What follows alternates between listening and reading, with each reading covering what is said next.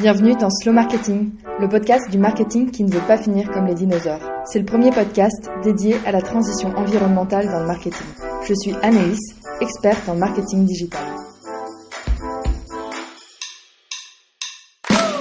Alors, le défi aujourd'hui, c'est vraiment de faire le tour en 30 minutes sur la question de la mesure de l'empreinte d'un site web.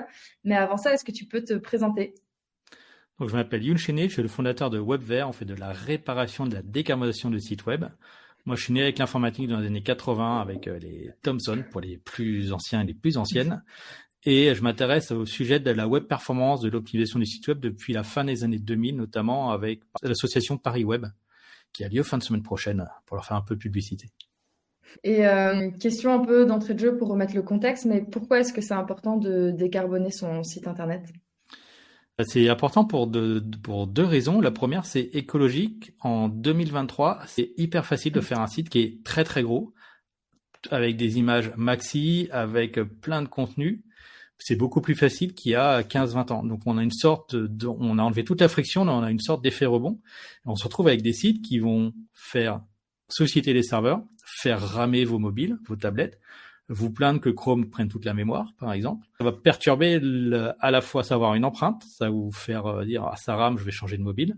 Et de l'autre côté, ça met aussi de la friction côté utilisateur, c'est-à-dire que quand le site est lent, quand c'est dur d'avoir l'information, vous quittez le site. Ça s'appelle le taux de rebond en marketing. Et le point est que alléger un site, ça permet de baisser son empreinte environnementale, mais aussi de lui redonner de la compétitivité. Il y a des directeurs et directrices marketing, il y a des fondateurs, fondatrices de sociétés qui demandent des sites web, qui payent de l'argent, qui payent 2000, 5000, 10 000, 30 000, 100 000.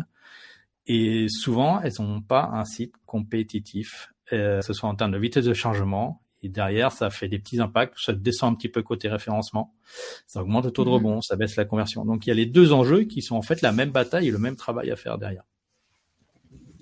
Et j'ai envie d'ajouter que ça va très très vite d'avoir un site qui soit lourd. Non seulement, je t'avoue que la partie technique derrière, je maîtrise moins, mais je sais qu'en utilisant des templates ou quoi, ça vient forcément générer plus de pages ou plus de contenu que nécessaire.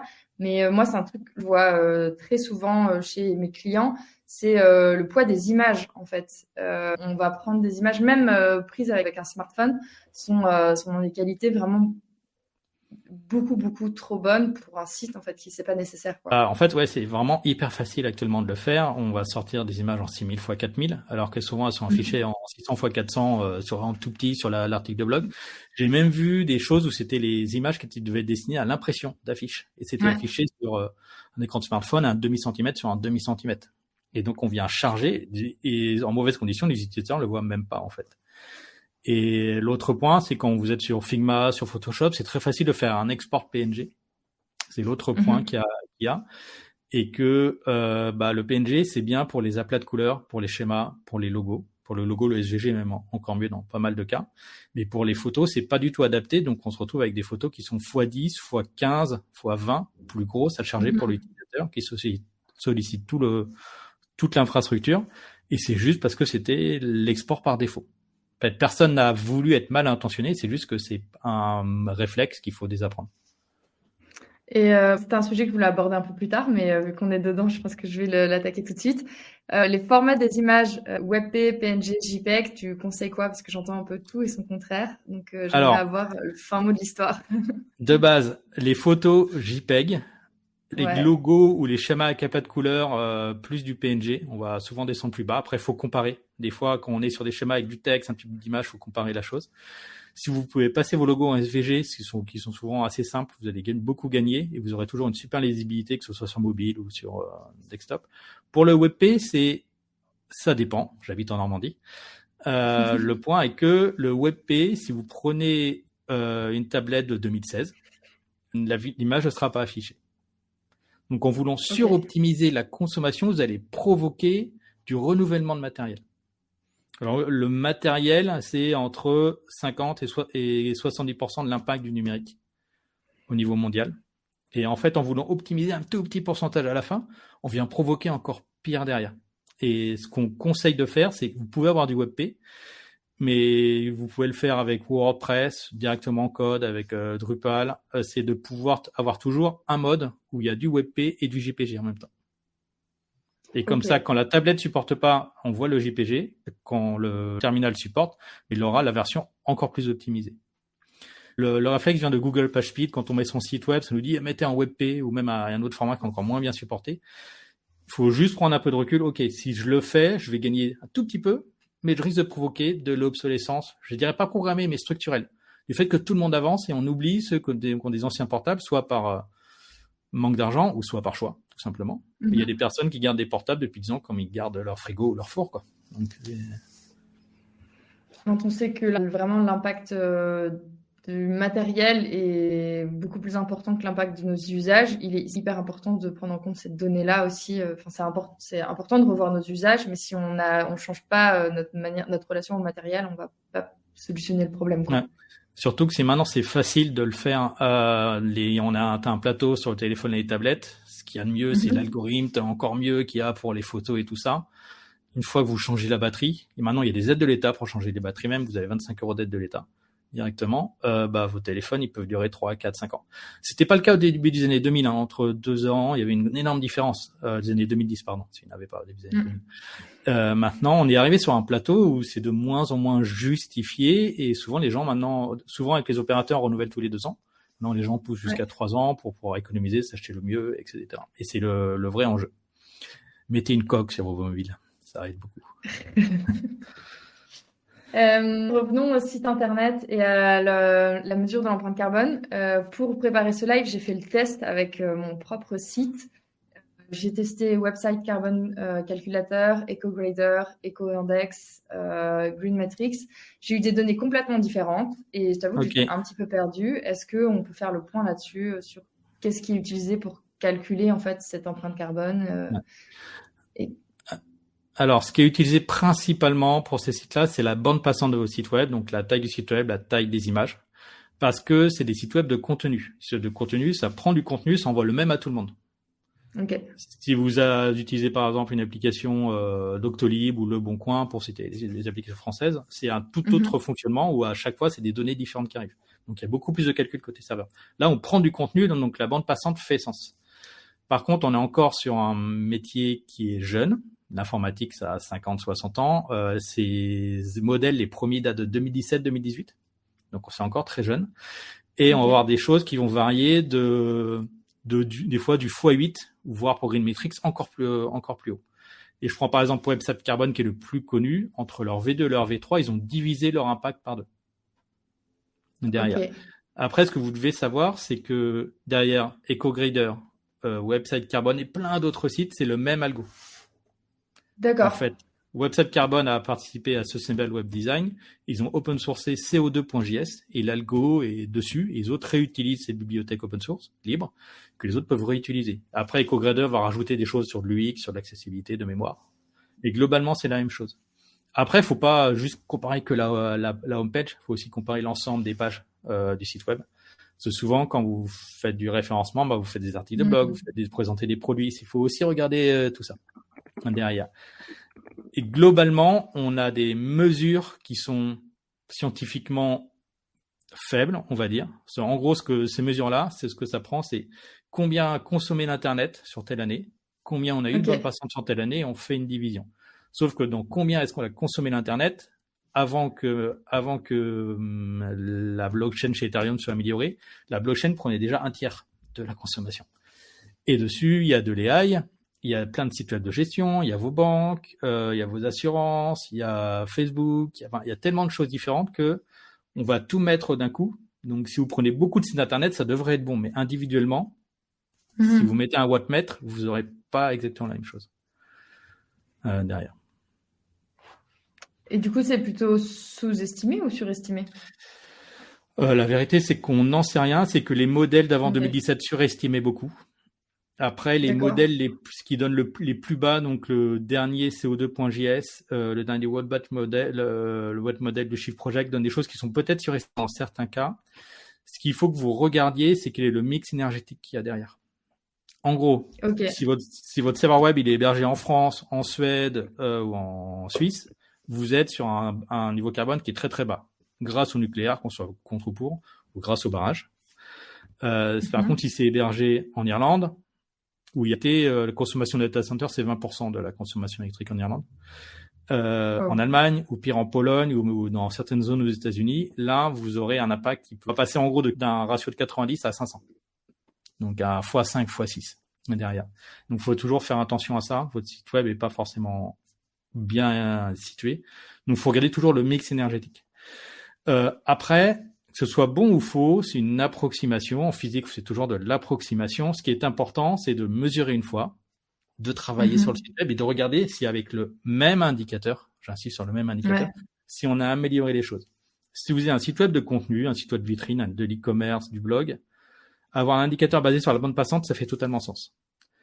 Si vous utilisez ces outils-là pour mesurer une application de gestion, l'application SaaS ou l'application mobile que votre société promeut, c'est pas le bon modèle du tout. Là, ça coûte un peu plus cher, ça demande beaucoup plus d'investissement pour savoir combien ça mesure, mais il y a de plus en plus d'outils sur le marché. C'est en train de maturer et la France est leader là-dessus d'ailleurs. Ok, super intéressant. Donc si je récap, je choisis un outil, peu importe lequel, parce qu'aucun n'est parfait, mais c'est juste qu'il faut un indicateur de référence. Je scanne bien toutes mes pages et j'essaye de faire le point de manière régulière après avoir fait des améliorations, quoi. Ouais. Nous, par exemple, si on vend un abonnement pour passer tous les mois sur les sites web, et nous, on se le met sur notre propre site web parce qu'on c'est de la discipline et on s'est trompé sur des articles de blog avant tel et tel événement, etc. Donc c'est compliqué. Peut-être un petit mot sur l'éco-index. C'est ce qui a tout déclenché. C'est 2014, c'est Frédéric Bordage, c'est les premiers livres. Au début, il était tout seul à promouvoir ça. Et il a fait un premier modèle. Le premier modèle, maintenant, il a 7 ans, 8 ans, 6 plus 3, 9 ans. Il a 9 ans et du coup, nous, on l'utilise avec parcimonie. Que ça plaise ou pas aux créateurs de l'éco-index, c'est que nous, on le conseille pour l'utiliser pour aller tailler les thèmes que vous soumettent vos agences ou vos équipes internes. Vous prenez un thème avec un contenu minimal, il doit avoir A en éco-index. C'est pas négociable. Ça oblige l'agence à faire quelque chose de plus sain, de plus sobre, parce que l'erreur que vous faites sur le thème, il est partout derrière. Par contre, si vous voulez évaluer une page avec pas mal de contenu, vous allez vite avoir une mauvaise note. Nous, on le voit dès qu'on a des articles de blog, qu'on a du vrai texte, beaucoup de texte, qu'on 1000, 2000 lignes, qu'on des images, qu'on des schémas, le score, il baisse à C, D, E. Et pour évaluer la pertinence d'un contenu, nous, on l'utilise pas et on sait pas l'utiliser. On l'utilise vraiment pour challenger les parties thèmes des agences pour savoir si ça progresse ou pas, parce que c'est le seul qui a plusieurs critères. Ça regarde la bande passante, le nombre de requêtes que fait. Par exemple, vous ajoutez un marqueur Facebook, un pixel Facebook, tout ça, ça fait une requête en plus. Analytics, ça fait une requête en plus. Plaisir, par exemple, ça fait une ou deux requêtes en plus, etc. À chaque fois que vous ajoutez des points côté marketing, ça ajoute des requêtes et ça va alourdir l'expérience utilisateur. Ça va le gêner au fur et à mesure. Et le dernier, c'est ce qu'on appelle le DOM. C'est on va dire, le nombre de branches d'arbres sur comment est fait votre contenu. Et quand vous utilisez sur WordPress, par exemple, des builders comme Avada, vous allez avoir beaucoup de branches d'arbres pour rien derrière. Elementor est au milieu. Elementor, je le cite parce que c'est vraiment le plus connu sur WordPress. Ça va être les 2/3 du marché, je pense. Et l'éco-index permet de mesurer ça et de s'améliorer. Par contre, les chiffres que vous en CO2, en eau que vous donne l'éco-index, c'est uniquement de la sensibilisation. Ne mettez pas ça dans un rapport. Les équations, vu comment c'est fait, c'est pour sensibiliser les gens, pour dire ça pourrait avoir tel impact. Par contre, ce n'est pas utilisé dans le moindre rapport, c'est pour se rendre compte avec des choses un peu plus tangibles, même si l'équivalent CO2, c'est compliqué. Oui, c'est des ordres de grandeur pour que ça soit un peu plus tangible, quoi. Ouais. Mais ce qui compte, voilà, votre thème, il doit avoir A et vous lâchez pas l'agence tant que c'est pas en A. Ok, intéressant. Et chez Webvert, vous analysez votre site tous les combien de temps, en fait? Nous, on le fait tous les 2 mois chez Webvert. On n'est pas tant que ça au marketing, il faut produire le contenu quand même. Voilà. C'est ce que je dis souvent aux clients, ça dépend combien de pourcentage d'employés vous avez qui créent du contenu, parce que créer le contenu, c'est le nerf de la guerre. Et c'est ce qui est intéressant pour les utilisateurs. Donc nous, on le fait tous les 2 mois. On l'a fait début septembre. En août, on l'a pas fait, par exemple. C'est le mois d'août. Enfin, qu'on a produit 0 article en août surtout. Donc, c'est pour ça. Top, je vois qu'on a une question. Je vais l'afficher et je vais la lire. De Audrey, est-ce que utiliser EcoIndex sur le plan global n'est pas finalement intéressant pour aller encore plus loin dans son éco-conception? Moi, je répondrai par la négative et je le laisserai que sur le thème. Pourquoi? Parce que sinon, ça vous fait faire que des pages il y avait beaucoup ça il y a 5-10 ans, des pages où il y avait une photo, 4 lignes, il fallait faire suivant pour aller sur la première page. Ça permettait de multiplier le nombre de pages vues, ce qui n'a aucun intérêt pour l'utilisateur, entre nous. Et Ecoindex va te pousser à te faire ça, intrinsèquement, au vu de comment fonctionne l'indicateur. Alors que si tu veux développer du fond, tu veux amener le lecteur quelque part, bah, tu auras une mauvaise note d'Ecoindex. Mais à un moment donné, Internet, ça sert à transmettre de l'information. Et même si l'information, elle est bien optimisée, tu auras une mauvaise dose d'Ecoindex parce que tu as eu un contenu. Tu prends un article du Fond du Monde, pour être neutre politiquement, bah oui, que l'article de fond, il aura un mauvais score d'Ecoindex. Et ça ne sera pas forcément à cause des indicateurs marketing.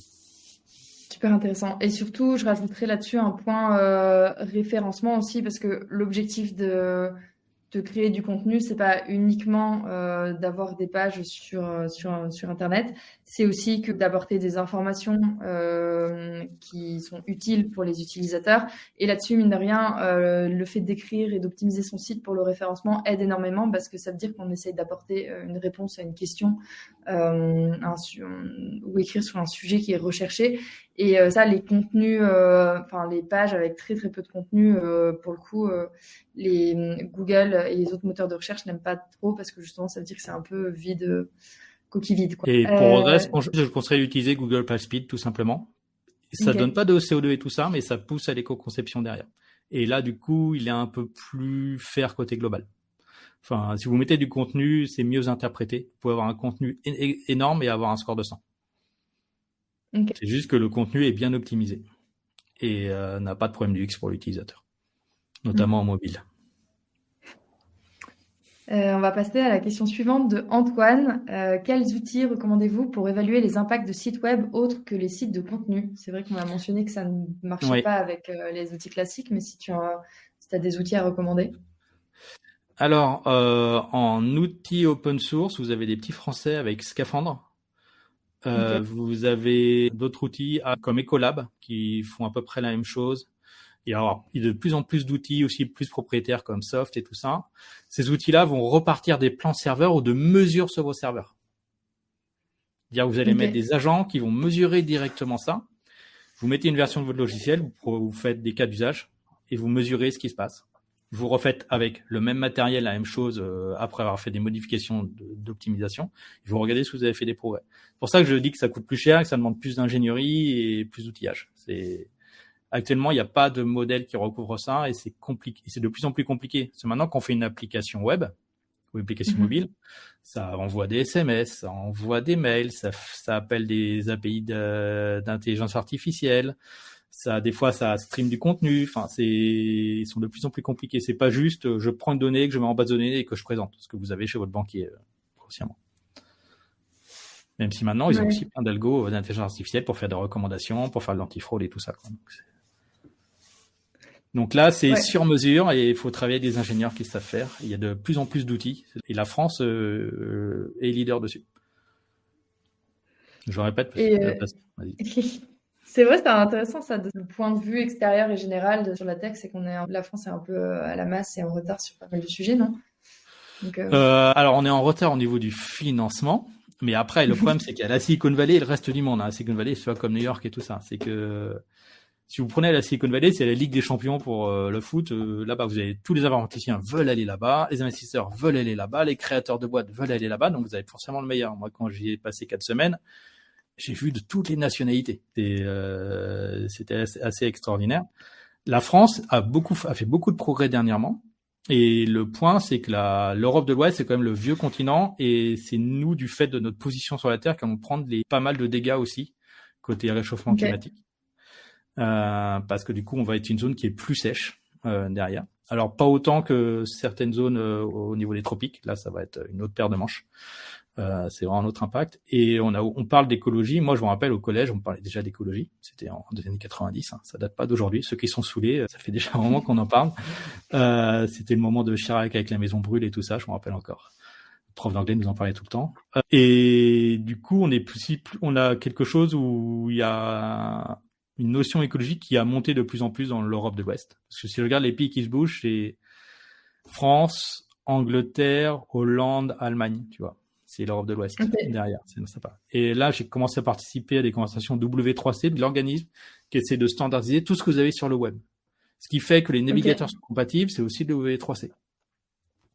Ils sont en train de rédiger un article qui devrait paraître sur le modèle actuellement, c'est la France. C'est les plus avancés, que ce soit au niveau associatif, entreprise ou gouvernement, malgré Ok. tout. Et c'est un exemple. Par exemple, pour le référentiel d'accessibilité, et on a un Ouais. référentiel en France qui a été copié sur le mondial. Là, il risque de se passer de l'inverse. Donc, c'est le référentiel général d'éco-conception des services numériques, le RGESN, qui est une première étape, qui a sa deuxième itération. Ça devient un exemple pour globaliser derrière. On a inversé la chose. Et en France, on a quand même une bonne filière scientifique, qui fait qu'on a toujours été un peu près bon en informatique. Et si vous regardez les gens qui travaillent dans l'AI à Silicon Valley, c'est souvent des Français. D'ailleurs, chez Facebook, c'est un Français, le chef. Super intéressant. J'en profite juste pour rappeler que si vous avez des questions, on a encore quelques minutes pour les prendre, donc c'est le moment ou jamais. Sinon, moi, je vais commencer à attaquer mes questions de la fin. Youn, si je te dis slow marketing, tu penses à quoi? Ah, je vais la préparer celle-là, c'est vrai. En fait, moi, je dirais écrire pour des humains, pas faire du contenu pour faire du contenu. C'est pas faire la course, mais écrire de manière régulière et constante pour des humains, essayer d'intéresser les gens derrière. Et pas faire 10 posts Instagram parce qu'il faut remplir, parce que l'algo et tout ça. Le problème, c'est les algos des réseaux sociaux, en vrai, qui poussent à que ce soit le plus frais possible dessus. Mais en vrai, c'est écrire pour des humains et à notre rythme. Super intéressant. Et ma question de la fin, généralement, c'est une question assez ouverte sur si tu avais un invité à me recommander. Mais j'ai envie de rajouter un petit point en plus parce que c'est un sujet qu'on a discuté sur l'obsolescence structurelle en termes de technologie. Et moi, je pense que j'aimerais bien faire un focus sur la saison 3, sur le côté plus impact sociétal. Et justement, discuter de ces sujets-là, en fait, arrêter de vouloir forcer les utilisateurs à faire toutes les mises à jour possibles pour que le site, leur application bancaire fonctionne bien. Est-ce que tu aurais des recommandations de personnes avec qui je pourrais discuter de ce sujet? Alors, du coup, j'ai 4 personnes. Alors, moi, ma Ouais. réponse initiale, c'est là j'avais préparé, c'était Aurélie Bâton de Designer Éthique, avec Anne Faubry, qui ont été les 2 rédactrices qui ont fait la première version du guide des designers éthiques, qui est un guide super pratique quand on fait de l'éco-conception pour les utilisateurs, pour éviter les dark patterns et tout ça. Et pour parler parcours utilisateur. Comment on fait un parcours utilisateur pour les gens et sans surconsommer toutes les ressources. En gros, c'est leur spécialité et elles ont une histoire intéressante. Et je t'invite à les inviter.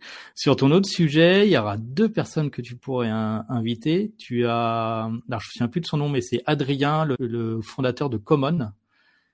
Common, c'est du leasing de téléphones et d'ordinateurs pour les sociétés, où il travaille avec la marque Wyke, une marque suisse, qui font des ordinateurs qui sont optimisés pour être réparés derrière. Et la dernière, c'est Agnès qui fait partie de Fairphone, qui dirige l'équipe logicielle. Et je sais pas si tu vois, il y a la semaine dernière, il y a eu pas mal de critiques sur le greenwashing côté Apple. En fait, le vrai enjeu chez Apple, c'était le fait que iOS 7, tous les téléphones avant l'iPhone XR ne sont plus compatibles. Ce qui fait qu'il y a beaucoup de téléphones, en 2 ans, ça sera des briques parce que les applications ne tourneront pas dessus. Et le problématique de tout ce qui est au téléphone reconditionné actuellement, c'est qu'il n'y a pas assez de stock. Donc là, ça t'enlève du stock qui ne sera plus utilisable. Et ce que fait l'équipe d'Agnès, alors ils peuvent le faire pour Android parce que c'est open source, c'est plus libre. Et il y en a qui font ça aussi. C'est une équipe qui fait que le nouvel Android, il fonctionne sur des plus anciens téléphones, sur le Fairphone 2, 3, 4, etc. Et c'est pas un gros budget. C'est pas une équipe de 100 ingénieurs qui fait ça. C'est un morceau du fond de la poche de Apple ou de Google, quoi. Et c'est ce que son équipe faisait il y a quelques années. Je pense que ça s'est pas mal développé depuis, donc ça pourrait être intéressant d'en discuter. Merci pour ces recommandations. Surtout que ça fait un petit moment que c'est des sujets qui me travaillent, donc j'ai hâte de pouvoir faire ces épisodes. On a une dernière question que je vais afficher, puis on va conclure. De Esteban. Auriez-vous des recommandations, orientations pour contribuer à la conception de ces modèles, associations ou entreprises? Je vais bientôt faire un article là-dessus parce qu'il y a pas mal de types d'associations. Moi, par exemple, je suis à l'association boavista.org. L'objectif, c'est de créer un bien commun un open source, open data pour que ça soit utilisable par tout le monde. Sur comment mieux évaluer l'impact du numérique pour augmenter l'état de l'art. Et il commence à avoir pas mal de collaborations justement avec un peu les États-Unis, la Hollande et tout ça pour faire ça. Et ensuite, vous avez d'autres associations. Vous avez Green IT qui est plus sur le web de contenu. Et c'est peut-être l'association qui peut plus le faire influencer les lois, mine de rien. Ouais. Vous avez l'INR qui va beaucoup plus influencer les décideurs, qui va avoir un discours prêt pour les décideurs pour aider tout ça. En fait, il y a quasiment une association par strate de l'entreprise. Très bien, je remettrai tous les liens dans la description de cet épisode parce que cet enregistrement sera aussi rediffusé sur le podcast Slow Marketing. Et j'aurai le transcript et toutes les ressources, notamment ton article aussi. L'état de l'art, la mesure de l'empreinte d'un site web de contenu, que je mets à jour tous les ans. J'ai essayé d'être assez complet et j'ai eu quelques reviews dessus pour améliorer un peu le contenu. Donc, merci aux lecteurs d'avance si vous trouvez des choses. Merci beaucoup, Youn, pour toutes ces informations et cet épisode de podcast riche en contenu et en conseils pratico-pratiques. C'est tout pour aujourd'hui. Rendez-vous dans 2 semaines pour un nouvel épisode. Si tu ne veux rien louper, abonne-toi à la newsletter ou à mon profil LinkedIn, Anaïs Baumgarten. Tous les liens sont dans la description. Merci pour ton écoute et à très vite sur Slow Marketing.